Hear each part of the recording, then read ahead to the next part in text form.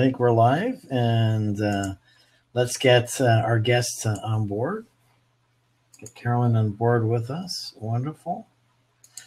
And let me do one final thing. So, Carolyn, all you have to do is accept my invite.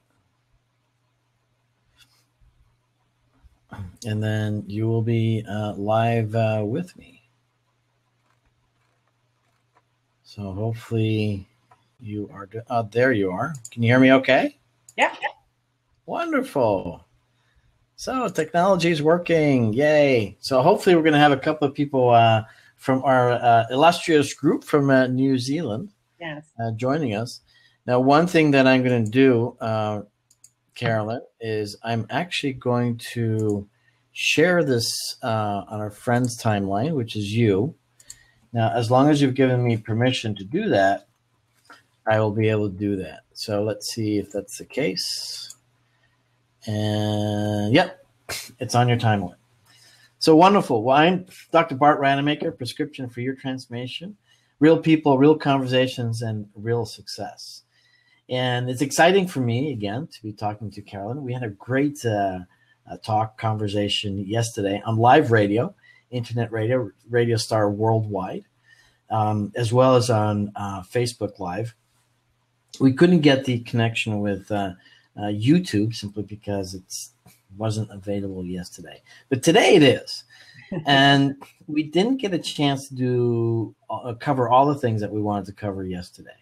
And so today is about covering those things because you've got some tremendous insights about certain kinds of mental conditions, if you will. And I use that word very loosely. There's some geniuses in this world. And actually, I believe, according to Einstein, there's a genius in everyone.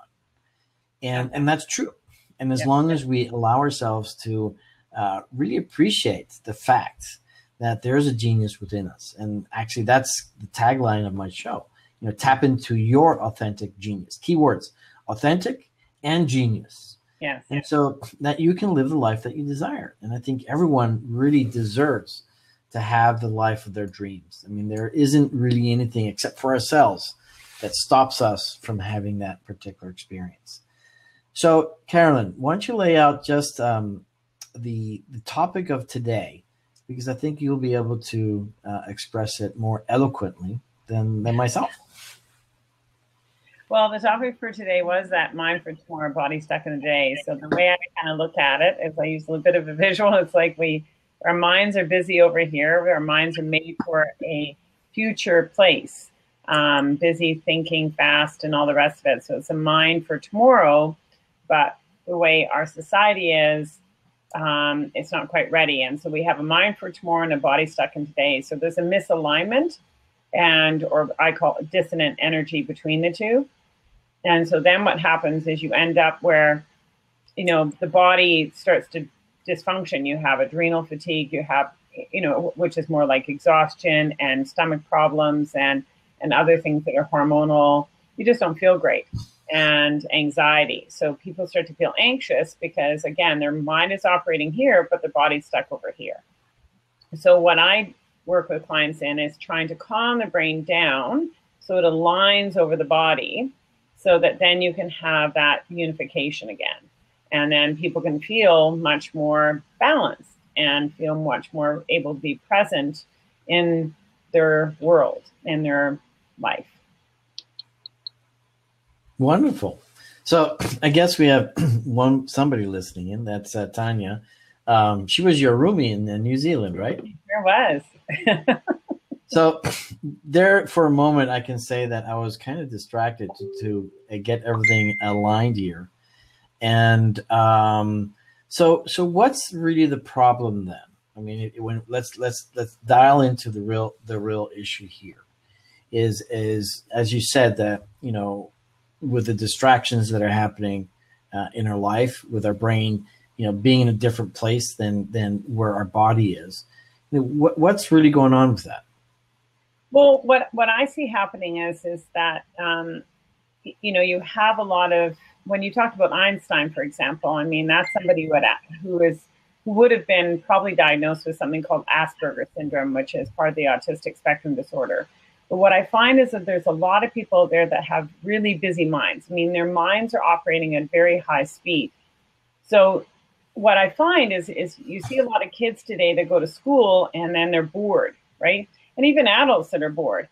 And what happens is you've got the speed of processing over here and you've got the input that's over here. Well, they're not matching each other, right? And so a lot of people say, oh, well, these kids, they can't remember stuff, or they're not listening, or they're not trying hard enough. But really what the problem is that the speed of input is not matching the speed of processing. So when you have somebody whose brain is working really fast and then the input is slow, the kid's going to check out, the adult's going to check out. It's going to be like, I'm bored, forget it. I'll think about, I'm going to walk the dog and have lunch and whatever. So these kids end up checking out of the classroom situation in the sense of the minds go elsewhere. Daydreaming is what they call it. And not the kids, but a lot of the teachers and adults and things. And what's happened is they're just not engaged because the input's too slow. So then what happens is they're off in Never Never Land, and then they suddenly realize, oh crap, I've missed most of my class, and then they check back in, and then they've missed the material that they should have been listening to. So what I find is I tend to be somebody who speaks really fast. I'm not right now, but I can speak very fast. So I just stumbled upon this, and that when I was working up north in the oil patch with a company up there, and I had a couple clients who were quite severe ADD, ADHD. I again, like I said, when I start talking about stuff, talk really fast, and I've caught myself talking really fast. I went, oh shoot, I'm sorry, I'm talking too fast. And this person with the ADD said, oh my God, this is perfect. I'm not checking out of the conversation because your speed in which you're giving information is matching my speed of processing.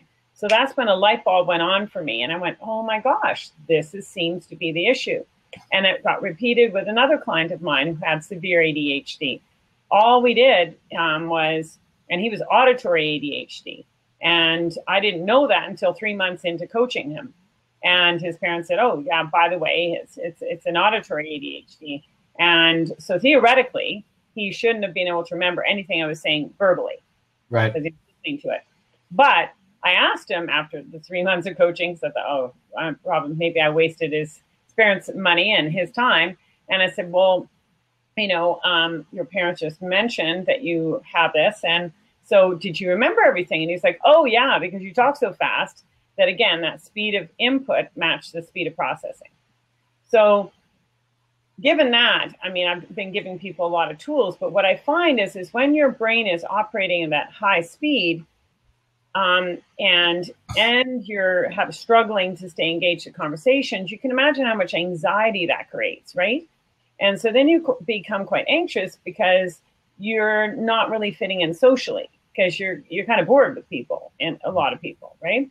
And then on top of that, you're having trouble concentrating in certain situations, and then you then don't remember what people said, and then if you have work to do and things like that. The other thing I'm finding is a lot of these kids that are out there now and teenagers they're empaths. So an empath is someone who feels everything. So they have these abilities to feel people's energy, feel how people are feeling. And so they go in life and in school and things like that, where they get into the classroom in the morning and they got all this energy, and then they end up losing energy as the morning goes through. They get at lunchtime, they go outside, say, which a lot of them naturally do, which they don't know why, but it's because they're grounding themselves with nature. And then they're clearing that yucky energy that they had just sucked on. And then they go back in the afternoon, they have enough energy, but they lose it again. So when you ask what's happening is that losing energy, or that feeling of being tired, they're talking to the parents aren't really understanding what's going on.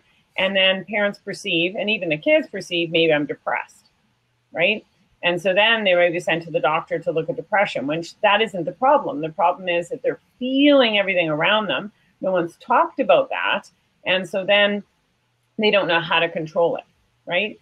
And so it was interesting. I was talking to one of my clients last night, and he's a great guy, but as he calls himself, a little different. And he's a really, really smart guy. But his big problem is he's an introvert, so he doesn't like being around too many people. And he is an empath, so he feels everything. So when he's with a group of people, he has to pull himself away and get off to the side. But what happens is people perceive that he's trying to ignore them. And he's not. It's just he can't handle all of that energy around him. So he has to kind of take a break and go somewhere by himself and then come back. Right. But what he finds is that, you know, he'll say things that are a little bit out of the ordinary because his thinking patterns are different. He's thinking pretty quickly that people are like, oh, you're just really weird. Right. And it's sad because, you know, here he is, somebody who's an extremely bright man who feels disconnected from society. And this person has also struggled, and this is what I'm also saying, with you know, alcohol and some drugs in the past, because of course what they do is they try and calm themselves down or try and just really calm their brain down so they can fit in with others. I mean, you look at someone like a Robin Williams, for example. I mean, Robin Williams, there's no accident he was an alcoholic and a drug addict. You know, the guy was brilliant, operating in probably 5% of the population. His speed of processing was incredible. But can you imagine how difficult it was for him to just fit in with everyone else? You know, it's interesting you say that because I think there's a big misconception that people have because he took his own life. And, you know, I know there's been references to him saying, you know, here's a person that technically has everything in the world and has given everything so much to others. And the thought is, well, here's a person that's not happy with himself. And, you know, and just the focus and the meaning that he's giving things was such that it made him very happy, when perhaps the truth is very, very different. And as you say, you know, it's just he couldn't handle things. He couldn't handle the world around him by the way that his brain was functioning. And I can very well understand why somebody would, you know, go to drugs or alcohol or things like that just to numb yourself. You know, I occasionally take or drink alcohol, small amounts, I'll be honest. And I notice that sometimes, it dulls the senses. Yeah. And then when it's so I manage it very well, but I realize I've noticed over the years that sometimes it felt I was, you know, drinking a little shot of whiskey simply just to calm things down, because my brain is also very intense. Nothing like perhaps, you know, Robin Williams or Einstein, but I also notice not the anxiety, but the heightened sort of brain intensity that I just don't know how to shut down. And fortunately, I have a strong aversion to drugs, just not from a moral, ethical standpoint, but more from the fact that I just don't believe it's natural. My body rejects that stuff. And so I don't revert to those kinds of things. But when I do take some alcohol, even if it's a glass of wine, I actually don't like the effect. But I very well understand what it is that you're saying. So my question for you then, you know, what is the solution for these people? Because on the one hand, you know, you certainly don't want to, you know, slow someone like Einstein down. No. And they won't allow you to do that either. They don't like that. But what I'm getting at is, how do they then, you know, handle this? Well, I mean, for me, what I found is because I've operated sort of in that realm. I'm not an Einstein level, but I mean, I have two daughters that were diagnosed as gifted, and so I've had to deal with a lot of that through being a mom, and extremely bright, but high processing speed, and they actually, what was interesting, they did very poorly on multiple choice questions. that's a real indicator.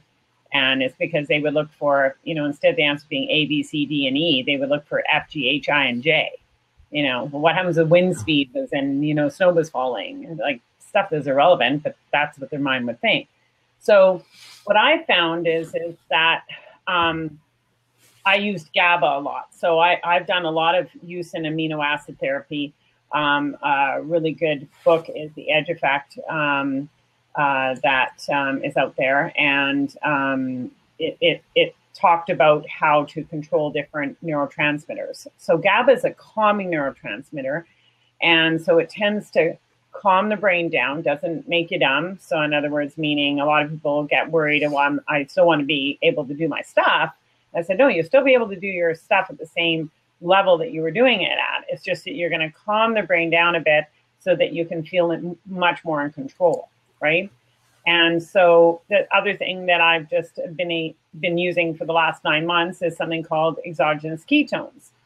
So exogenous ketones, ketones are what the body produces when you're in fat burning mode, which is like the Atkins diet.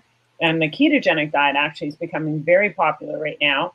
And it was used a lot for people with epilepsy since the 1920s. There really was no solution other than that until about the 1960s when they came up with drugs. So what they noticed is that with the ketogenic diet, you have better focus and concentration, and you seem to have, your mood was much more level. And so when I found out about the exogenous ketones, I went, oh my gosh, this would be fantastic because I can give it can be given to a person at any age. And that's what I was struggling with, is I didn't really have anything for children because the amino acids that I had in supplements you weren't allowed to give under 16 legally, because you weren't tested. So anyways, for me, what I found is when I started drinking that pink stuff that you're drinking right there, and that's what I'm drinking right here. My second one today is when I started drinking it, I was like, holy crap, this is like awesome. I finally have something that can calm my brain down and get me focused. I'm still that ADD tendency, I'll do a number of things at once, but I'm able to focus a little bit more and feel a little bit more in my body.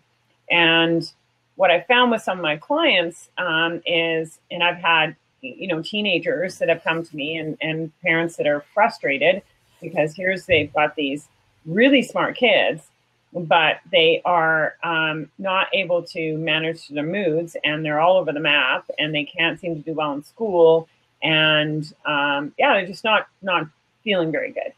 And then they have stomach trouble because remember that mind-body connection issue. And we talked about that yesterday, the gut problems, the brain hijacks the gut. So what I've been doing with a lot of my clients is giving them the ketones, and they would drink that in the morning and then possibly before bed. It helps their brain shut down, because what I find is people with the busy brains, they can't shut it down, just like you were saying. So they'll use marijuana often to calm their brain down, to go to sleep at night. And so with the ketones, they're able to help them sleep. Plus, it was able to help them get that focus and concentration during the day, help level mood. And then I add in also some other amino acid therapy with this one particular client that I have. Very, very big success story. I mean, it was just like in 5 days, his parents called me up and said, I don't know what you did, but this is amazing. I mean, it took him an hour to literally get up in the morning, and get going. And because he really wasn't sleeping the night before properly. And then he was using energy drinks during the day. And when I describe this, and for those people who are listening, and tuning into this, you'll know what I'm talking about. Because when I describe it and people have experienced it, or they have children that they've seen, they go, that's exactly what my kid does.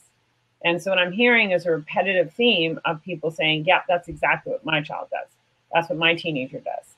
And the other thing that people don't realize is that when you don't have enough GABA, that actually increases addictive tendencies. And that's why you also see a lot of kids with that ADD, ADHD, under that autistic spectrum disorder that end up being addicted to drugs or alcohol. And it's that they just have a higher tendency towards that, more marijuana. And they're using the marijuana, like I said, to calm their brains down. But the side effect is you're lazy, you know, whereas when you drink exogenous ketones, you're not lazy. That's the upside. Plus, I mean, we shouldn't be really using marijuana when we're teenagers anyways, because your brain's still developing, right? And that's a concern. So I've just found that it really makes a difference. And then also having that conversation with these kids, just saying, you know what, I know how you're feeling, and asking them a couple questions. You know, what does it feel like in school? How's school going for you? You know, is like, are you finding you're bored? What does that look like? What are you feeling during the day? What sort of, you know, maybe certain, I don't like them call them gifts, but special abilities. I mean, I have the ability to know, I have a knowingness of what people are thinking. So I'm a very powerful empath, and I can take the energy in a room and shift it. That's just, I didn't try to do it. It's just the way I am. And so I have highly intuitive abilities, right? So with these kids and even adults, it's like I know what they're talking about or they're feeling, because I felt that same way too. And so it's really letting them know there's someone out there that's like them. But I think you and I talked about it yesterday. It's like being an alien and plopped down onto Earth and said, have fun with that. You know, because again, if you're that Robin Williams, for example, you know, he probably felt like he just like didn't belong at all. You know, he had a lot of fun, and he made a lot of people laugh, and he contributed amazing. I mean, just incredible what he did. But to feel almost like you're the only person that's like that, that isn't much fun. You know, it isn't much fun. So what's the answer? Because obviously you have a process by which you can help many people. And to recap, it's just understanding what sort of elements like GABA and the ketones that can help with this process, and relieve you from basically the stress and anxiety that's created from that. But the truth is that you yourself, you're an alien in this world, in this medical world, that really doesn't understand this kind of stuff, and is also very resistant. And certainly, you know, mention the fact that you're an intuitive or an empath, and that totally shuts down any kind of conversation. Yeah. So with so many people out there in the world, you know, unfortunately being affected by the erroneous approach, if you will, because it is erroneous. It's the wrong approach for these kids. You know, this whole ADD and ADHD kind of concept. I mean, that's just the silliest thing in the world. If anything, because it really, you know, diminishes people's abilities. And then again, of course, the whole, you know, pot issue. You know, I think a lot of people out there are really excited about that. And I think, you know, perhaps some of the adults are just enjoying, you know, responsibly, if you will, the effects of pot, but most people are probably not. And that's a big danger, especially for the younger kids. And just imagine, you know, if your senses are dulled and you're doing high-speed driving, or you're in the operating room, or you're a judge, that causes all sorts of issues. And so those are not the solutions that we should be looking for. So this is a big question then for you. I mean, have you ever thought as to what can we do on a larger scale to help people have a better understanding of what it is that you're talking about, and therefore be more receptive, and perhaps the next step then, you know, help more people in the right way? Yeah. I mean, it's a tough one, because like you said, it's when people say, what do you do? And I guess, you know, I've thought about it a lot, and it's being a bridge. I'm a bridge for these kids that are being born, as Abraham Hicks talks about it, cable ready. I mean, they just have all these abilities, and I was born earlier. So I'm able to understand how they feel, and I bridge between the parents and the children. So I can understand what the children are feeling, because I was one of those kids a long time ago. But I can also understand being a parent, because I'm the parent of two highly gifted daughters. So I've had to deal with the education system and how people's perceptions. I think the biggest thing is that we need to kind of, like you said, get out of that box mentality. It's like, it's like putting people in boxes. You're an ADD, ADHD, autistic spectrum disorder, Asperger's, whatever. No, you're just a person like anyone else with different abilities than other people. And I think what really frustrates that I see in a lot of these kids is they give up because they're like, I'm a square, and damn it, you're not going to put me in a round hole, right? Look at oppositional defiance disorder. Well, that's a lot because they just are tired of being told that they should be a certain way when they're just the way they are. So, I mean, I think there's definitely,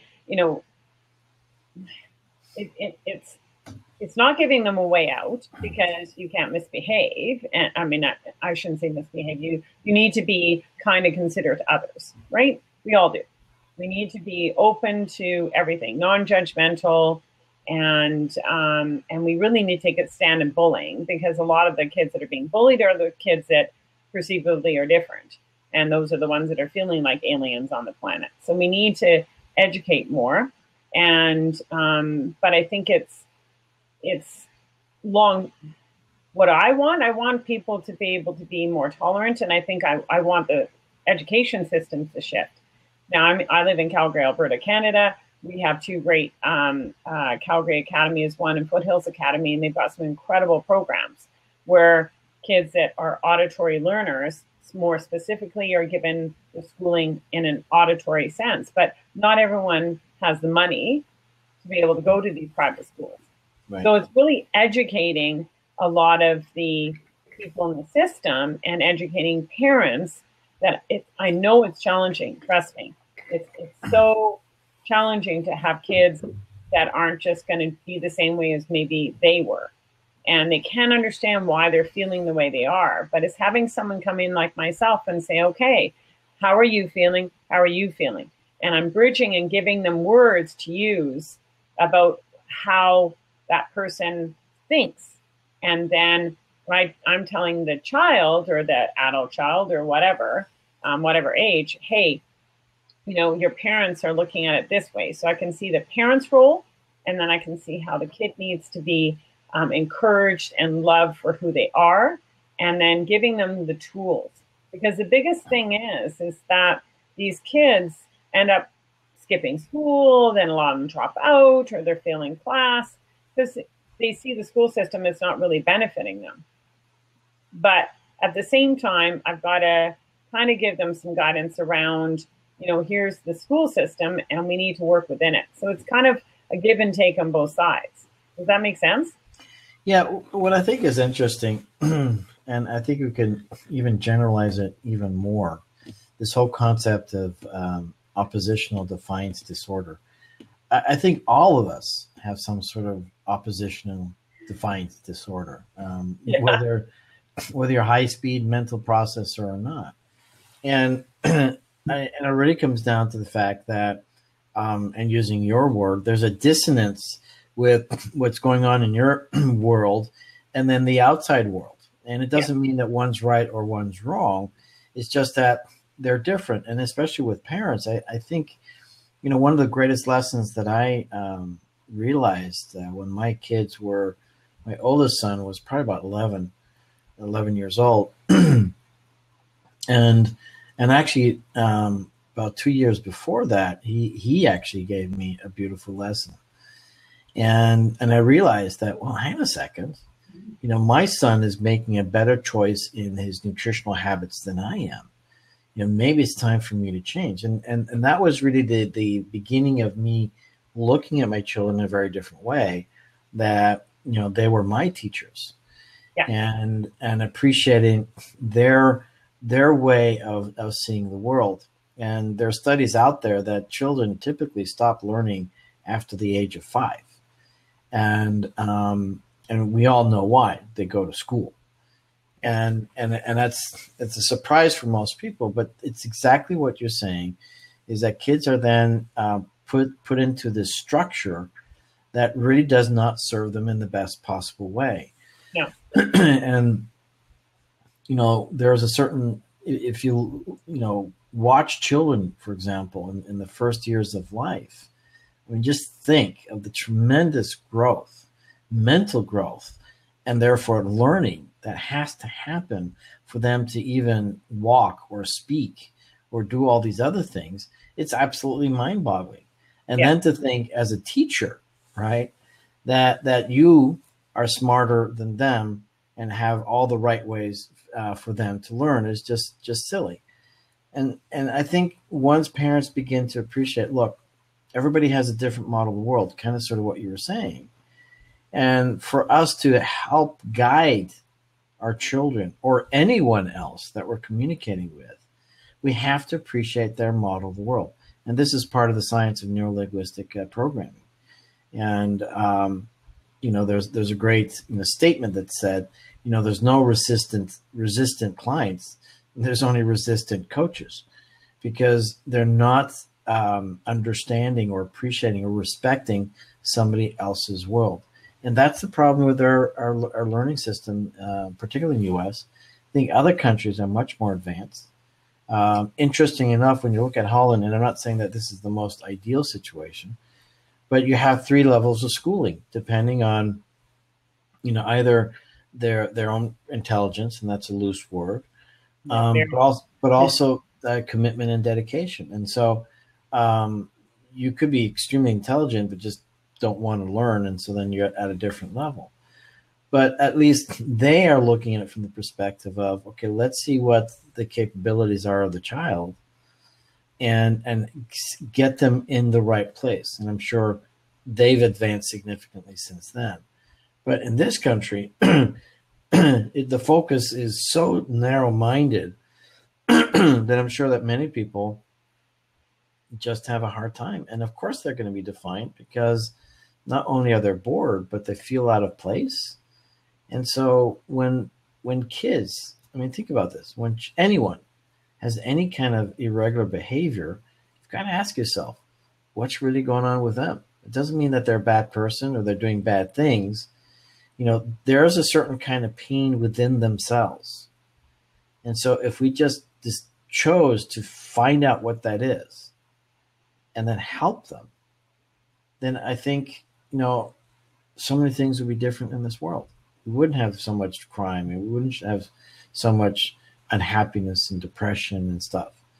And, when I work with my own daughter or my own son or my own sons, it's me trying to find out, okay, what's going on in their life, and how can I support them in the way that's right for them versus the things that I believe is right for them.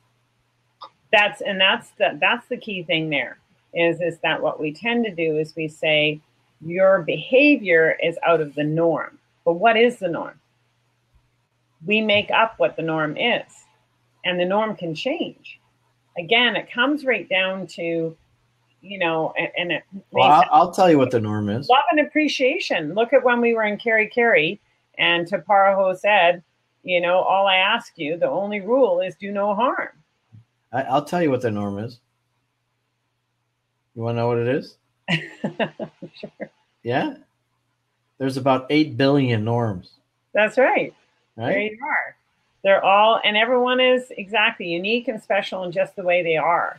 And they need to be loved in that uniqueness. And I think that's the big thing is where there's such a comparison that, and I've done this to myself. But I mean, coming back from the trip to New Zealand and over there, I mean, we were part of that, the Water Bearers, but also with the Sophie Elliott Foundation, which was, to do with Sophie, who had been killed by her partner. But what I found really shocking, and I was on the train from Auckland down to Wellington, and I was talking to a young gal who was in the place where you could buy sandwiches and stuff. And she was asking me what I was doing. And I said, well, I'm doing a talk on stop apologizing for being yourself. And she went, oh, well, tell me a little bit more about it. So I started talking about what that was. And then I it was hard to fit in for me when I was younger, and that I knew I was a little bit different in a lot of ways, and she was just listening and listening, and I started talking about how kids are and the feelings, and she goes, "Oh my God, you're describing me." But what I did not know is that New Zealand has the highest youth suicide rate. Right. And I mean, shocking, because it's a beautiful country, everything seems perfect there, but that's what's happening.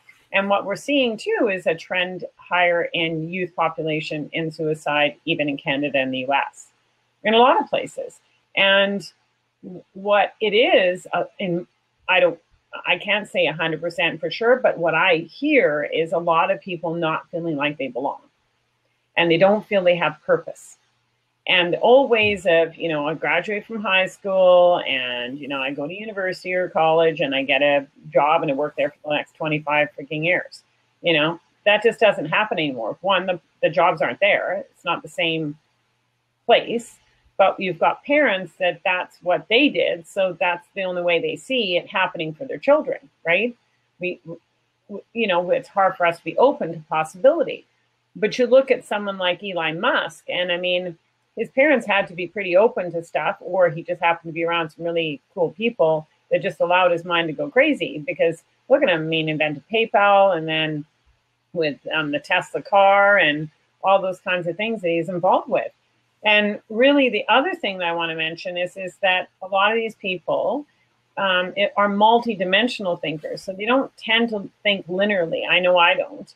It's not like A plus B plus C plus D plus E equals F. They look at it and they go A, and then, oh, there's F, and that's the answer. And then someone says, so how'd you get to F? And they're like, I don't really know. I just know that that's the answer. But in school, you have to prove it, right? Always have to be proving that stuff. And often that isn't necessary, right? It's just they have that ability to see the whole picture. And that, like I said, for me is one of the abilities that I have that works well with my clients, because I look at the whole picture of somebody, and then I pull bits and pieces from all my clients to then serve them. But it is that, I mean, I've noticed that a lot of these young people, they can't just do one job. I met a guy at the Apple store. He works at the Apple store as a genius. Then he installs drapes for his mom. And then, he started, he decided that the leather straps on the Apple watches were way too expensive. And so he thought, maybe I can make one myself. So he goes out and gets a leather kit, goes and watches some guy who does leather stuff and makes his own watch band in 4 hours. Like crazy. And then he starts selling them online. Like, you and I wouldn't have done that back then. I mean, I know I wouldn't have. But it's just they have this ability to think in a completely different way. And we have to embrace that, because that's the way of the future. And so I think it's really trying to not make them wrong, but trying to be understanding. And that's what you were saying, with your own daughter is on the trip, is just understanding her point of view and just being open to possibility. And that's the truth, is being open to possibility. But when it comes back to what I'm talking about is what my biggest concern is, these kids not feeling like they fit in and taking themselves out. That is not okay for me. And that's why I'm so committed to try and get these kids to be feeling okay and get their bodies aligned with their brains, so they can get that alignment there, so they can feel like they have better control. And then if they can feel like they have better control, then, and they understand that people understand what they're thinking and feeling, and they give them tools, then these people can be more successful in life. Well, I shouldn't say successful, because they are already successful. It's that they can feel a part of society and not feel so outside of it. I guess it's interesting how so many things are just so interrelated, and problems in the world, and we just seem to not appreciate, these connections. And when you have more of a global view of all the things that are happening, then you realize what those connections are. And that's probably why I do what I do with the Prescription for Your Transformation, is to really collect all these different voices in one place. And so that people can connect with you as they listen to you and realize, you know what, I really resonate, with what this person is saying, so that they can start making the changes in their life. Because some of the things that are very relevant with what you just shared just now, and when you look at our behavioral needs, our psychological behavioral needs, certainty is one of them, and it's a huge need. And when that certainty is broken, then people are going to be in pain. They're going to struggle. They're going to do all sorts of different things. One of our biggest fears is loss of love, is rejection, not having that connection. And so what's interesting, all this fuss about bullying, I think that it's the wrong conversation, because the conversation that really needs to be had is that if we use the premise that any irregular behavior or any defiant behavior, whatever you want to call that, what's deep down, what's very deep within that person, there's a pain that's going on, and they have not been able to resolve it. And the unconscious mind, seeks to do everything with a positive intent. And what that means, that positive intent is for their own survival or whatever. But the behavior can be very destructive to themselves or to others. And so when you talk about bullying and or taking one's own life, these are all signs of pain. The problem that we have now with all the social media is that you have people out there that are struggling for their life, their own identity.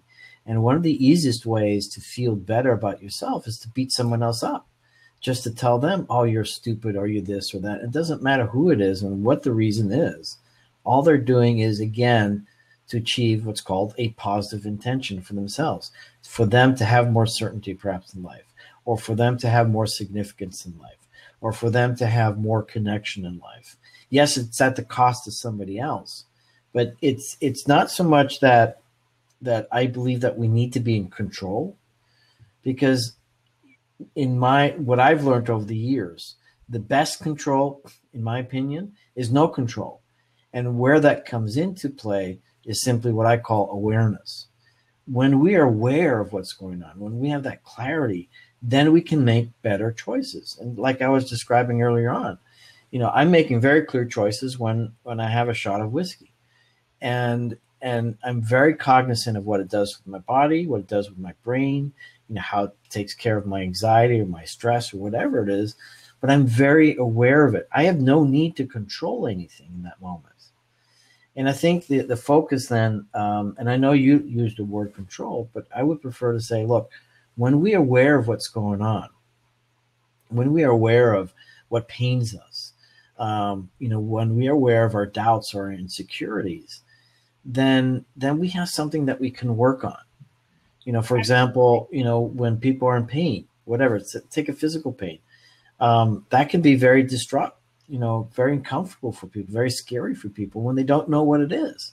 Yeah. And then they finally find out, okay, well, I can do something about that. I mean, what are your thoughts on that? I would agree with you. I mean, on that is that it isn't, you're right. It isn't about control. It is about awareness. I mean, one thing that I'm aware of, I have much more awareness about my own behaviors and what I'm thinking. I'm much more aware of my thinking. And the thing that I tell my clients a lot of times is, okay, like when people aren't having behavior that isn't working for them and they're not getting what they want out of life and feeling happy, et cetera, then it's like you first need to be aware of the behavior or the feeling and the behavior that's going on. And then once you're aware of it, usually the awareness comes after the fact, like after you've done something. Oh, I shouldn't have said that to somebody because blah, blah, blah. It wasn't very nice. So you have the awareness after the fact. Then it's when you're in conversation with someone and you have the awareness in the moment.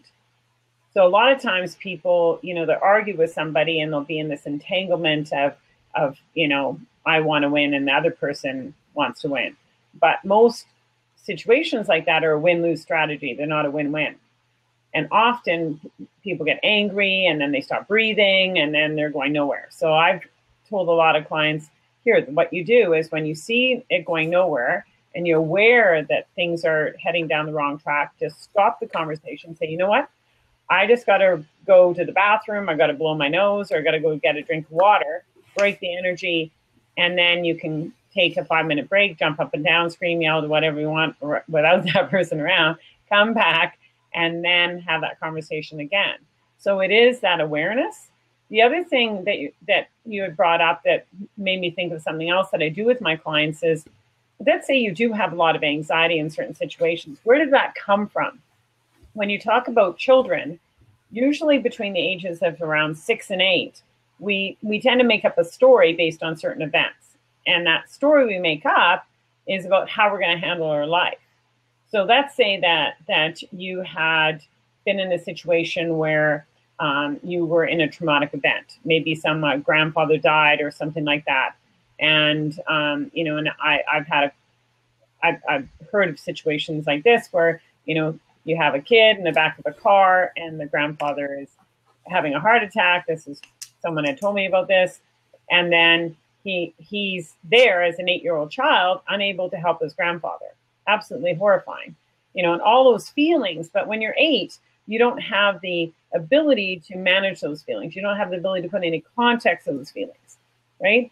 So then he ends up, anxious and feels like out of control and he can't do anything about it. They get to the hospital and then sure enough, his grandfather dies and he's there to find that out because he's with his grandmother.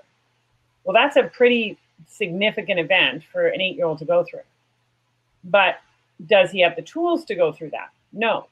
And, often as parents, we don't get a rule book when our child is born. So like, here's the, rule book for Susie. Here you've got the rules or the guidebook for how to take care of them for the rest of their life and not make any errors, right? Or mistakes or the wrong thing. So you do the best you can as a parent. That's the thing. And so let's say these parents then don't get any counseling for this kid because they think that if they go and put him in therapy, he's just going to end up bringing up more of the fact that his grandfather died. So then because that feeling was so intense, the story he makes up is, I never want to feel like that again. So I'm going to control the heck out of my environment in my life. Yep. So I never have to feel that out of control. Yep. And then he takes and transposes that into his life going forward. So that the same person could end up having a significant event that occurs later in life that trips that same feeling and has a massive anxiety attack and ends up whatever. And ends up where he's unable to work or whatever. And he's like, how the heck does this happen? Well, he doesn't know. But I've often gone and taken that person back and said, what happened? And they were like, oh, well, blah, blah, blah, blah, blah. And I said, how'd that feel? Blah, blah, blah. And then they go, oh my God, you're right. I did make that up, And I go, it's not right or wrong. It's just you did the best you could in that situation. Your parents did the best they could at that situation. Now's the time to forgive yourself for that and to change the story. And this person can go and then have some compassion for himself, have compassion for his parents, have a big conversation and clear it. So I have a theory, and the theory is this, as I'm discovering this, is that and it's funny because what a lot of people will say to you, right, cerebrally in their brain, coming from the brain, not from the heart, right, is that you've got to love yourself. I mean, come on, just love yourself, forgive yourself, do this, do that. I mean, I know you're not saying that, by the way. And what I find and discovering, and this is something that I'm going to start testing out, is the truth is that we do naturally love ourselves, period, end of story. And what happens with all these traumas and all these things, we layer that with all sorts of criticisms of ourselves so that we don't allow ourselves to see, us or ourselves for who we really are. Mm-hmm. Because we've taken on all these memes, all these rules, all these beliefs, all these values from all sorts of other people because we wanted what? That certainty. We wanted that connection. We wanted that love. We wanted to belong. We wanted all these things. We wanted these significance. And there's then this truism